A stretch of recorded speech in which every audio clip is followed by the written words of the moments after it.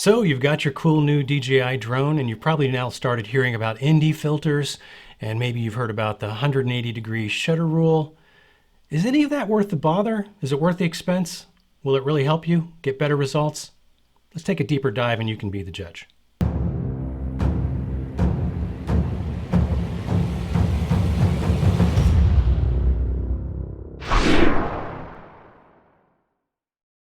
So I did a video a few months ago about video stutter, primarily centered around taking drone footage and how frame rate can give you, especially frame rate mismatches, can give you stuttery video results.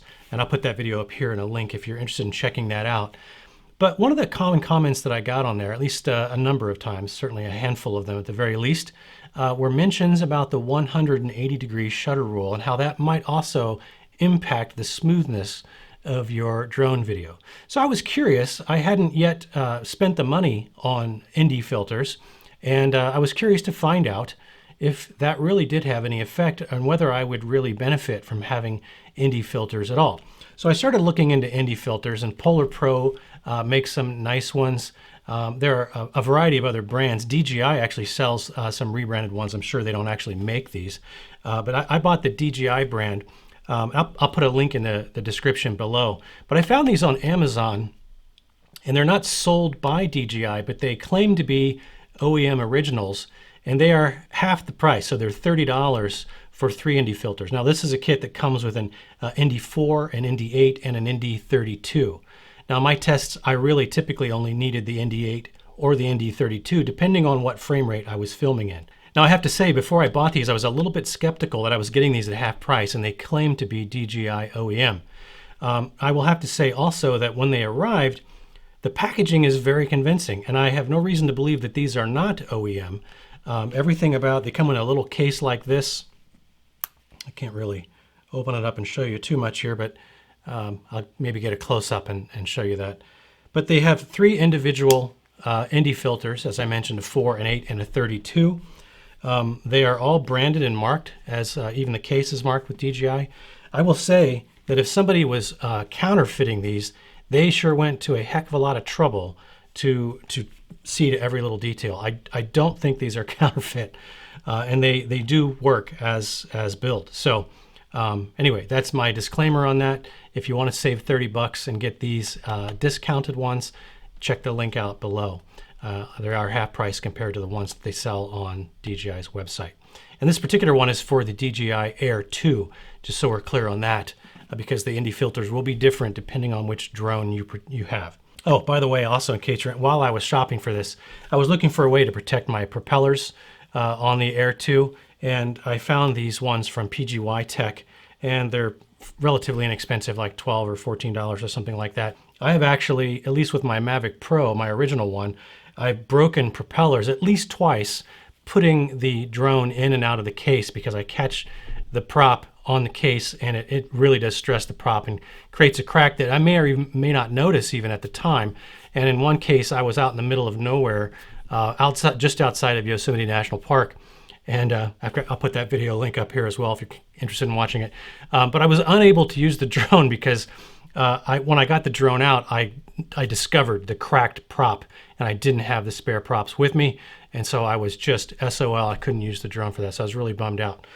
So don't let that happen to you. Get something to protect your props when you're putting it in and out of the case, if you haven't already done so. So I happen to like this product just because I bought it. Completely unsponsored review. I have no affiliation with PGY Tech or the DJI stuff. I bought all of these things with my own money.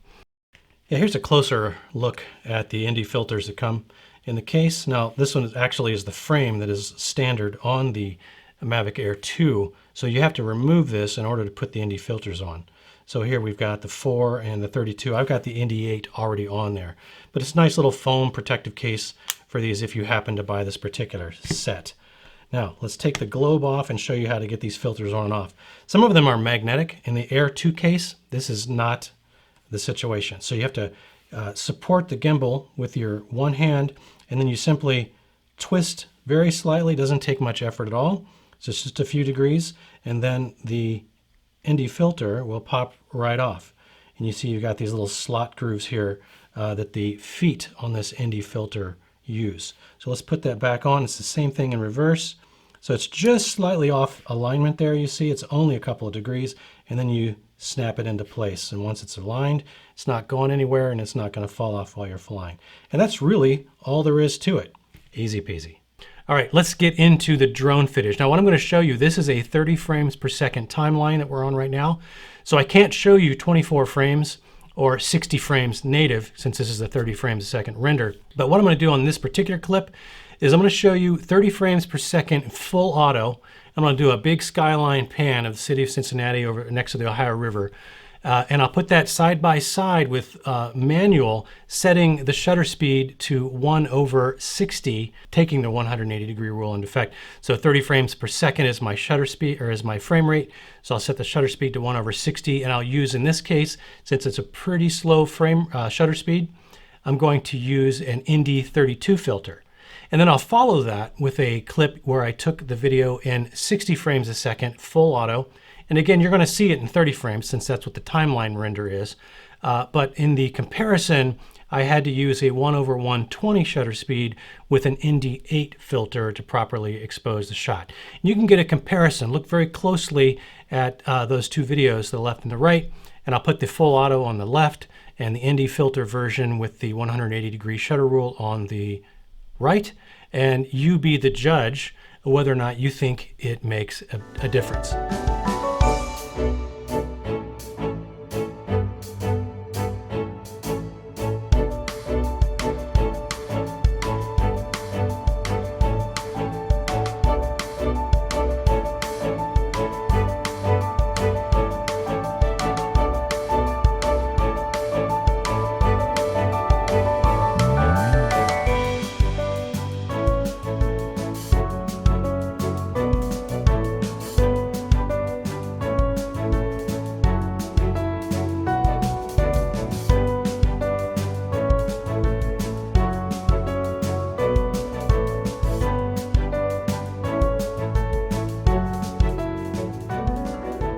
All right, so now you might find it also interesting to look at 24 frames a second.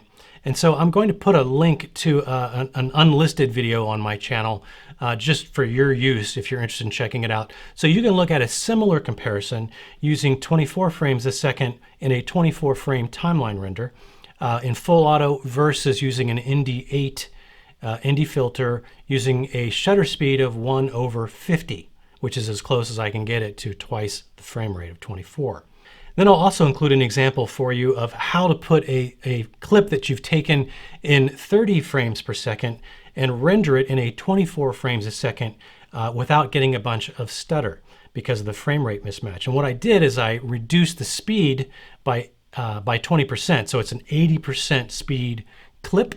And then last but not least, I'll put another clip in there so you can see what a 60 frames per second render looks like in a comparison without having it downsampled to 30.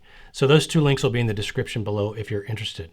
Now, my particular opinion on this was that it really, if you're doing distant pans of epic landscape where your subject is very far away, I don't think that the 180-degree shutter rule really makes any real significant difference in sort of that motion blur that everybody talks about, because that's the complaint. When you use a high shutter speed, you get much more sort of sharpness in each frame, and you're not getting the motion blur that we sort of naturally detect with the eye. But I think in practice, what I have found is that if you're using your drone primarily for large landscapes and pans over epic landscapes, the subject is so far away, you're really not going to notice that motion blur anyway. So you're not really getting sort of the benefit of your investment out of the Indy filters. Now, if you're going to do some stationary video up close, or even some moving video where you've got a closer subject of, say, especially waterfalls, moving water and that sort of thing, where you can see the white foam of the water moving, then maybe you'll get a benefit out of the Indy filter. But even then, in that case, I find that it's relatively subtle. Not enough, probably, for at least my particular, in my estimation, not enough for me to really want to fiddle with Indy filters and put them on and off and worry about that. Now, having said that, if you really want that silky water and you're going to do some actual photography with your drone, and you're going to use a little bit longer exposure, you're going to do maybe a full 1 second exposure, for example, or a 2 second exposure with the drone. And that's tough to do. But if you want that nice silky looking water motion and waterfalls, for example, then an ND filter is not really an option. You must use something like that in order to get that cool effect. But for most video use cases with a drone, I'm going to say, for me, it's probably not worth it. I'm glad I have them, I guess. I may use them on occasion, but maybe I can save you some money if you agree with me. But again, your preference may be one or the other. You may like the ND filter look just based on that. So in the end, obviously it's your decision, but hopefully these clips gave you a little bit of an example of what kind of difference it makes. It's pretty minor, and then you can make up the decision based on your preferences. So if you found any information in here helpful at all, I'd appreciate a thumbs up.